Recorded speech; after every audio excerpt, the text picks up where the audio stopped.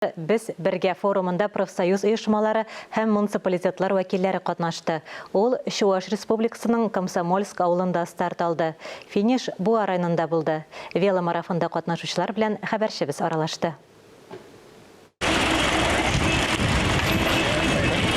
100 километр артта калды һәм вело узыш төгәлләнде. Катнашучылар финишка Буа алында килде.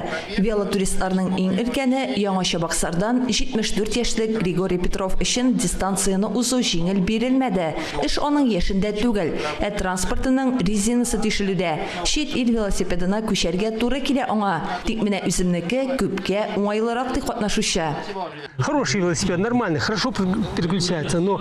Велосипед яхшы, ләкин үземнекенә инде ирешенгән, бер бөтен кебек. Вело узышта 140 кеше старт алды. Йөгереш вакытында аларга тагын да кушылдылар. Катнашучылар арасында буалылар да аз түгел. Буа шәһәренең мәктәптән тыш эшләр үзәге хезмәткәре Әдилә Мәхмүтова быел марафонда беренче тапкыр катнашты. Комсомольск авылында старт алды.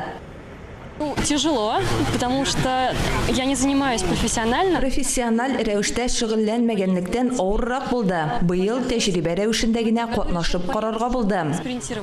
Чувашстан һәм Татарстан профсоюзлары һәм муниципалитетлары оештырган велотур 3нче тапкыр үткәрелә. Быел маршрутны бераз үзгәрткәннәр. Чувашстанның Батыр районы аша да уздылар. Турда катнашучыларның елдагыча географиясе гаять киң. Самую восточную точку это Красноярск, Ханты-Мансийск. Иң ерак чыгыш урынын алсак, ул Красноярский, Ханты-Мансийск, Ямал-Ненец автоном округы, Төньяк Көнбатыштан Архангельский, Ленинград өлкәләре, Коми Республикасы, Көньяк төбәкләрдән Ростов өлкәсе дә актив катнаша. Россиянең үзәк өлешеннән дә катнашучылар бар. Буа аланда велотурда катнашучыларга мәдәни ял оештырдылар.